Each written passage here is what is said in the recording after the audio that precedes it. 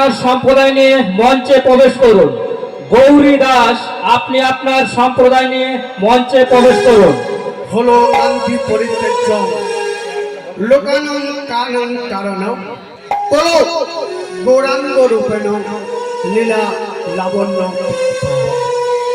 ভগবান আমার গোলকধাম পরিত্যাগ করে ইহলোকে পরিত্রাণের জন্য নেমে এলেন শ্রীধাম নবদ্বীপে।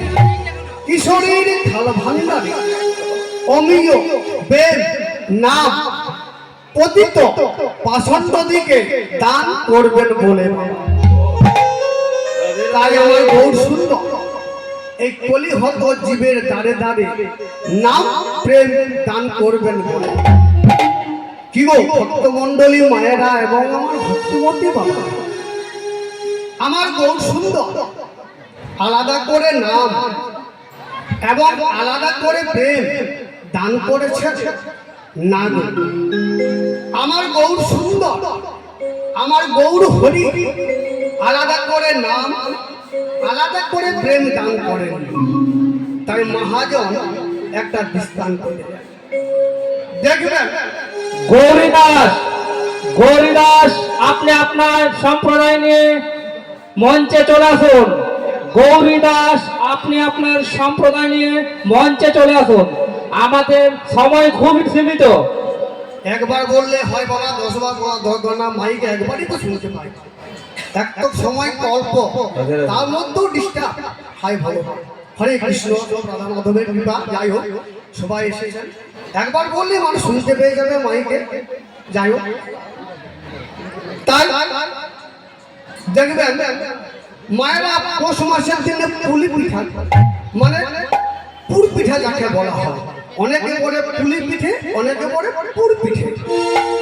দেখবেন পিঠেটা যখন তৈরি করে সুন্দর করে একটা গর্ত করে তার মধ্যে নারকেলের সন্দেশ হোক বা পুরের সন্দেশ হোক একটা দিয়ে সুন্দর করে মুড়ে তাকে রাখা হয়। সেই পিঠেটা দেখে আমরা কি বলতে পারবো পিঠেটার মধ্যে কি ভরা আছে? আমরা বলতে পারবো না। তাহলে কে বলতে পারবে?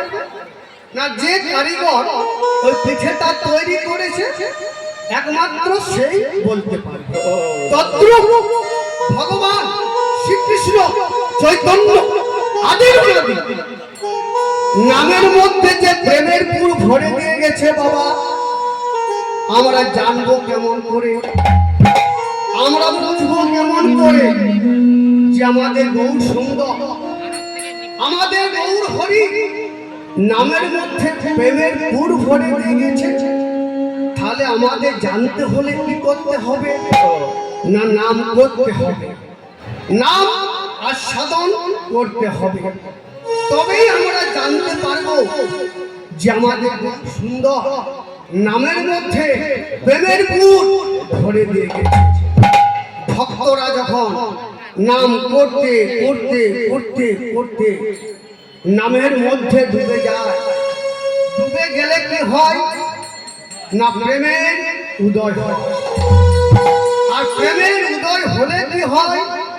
না, ভক্তগণ আর স্থির থাকতে পারে না। তখন আরেক ভক্তকে জড়িয়ে ধরে আর কি বলে জানেন? আমার ভক্ত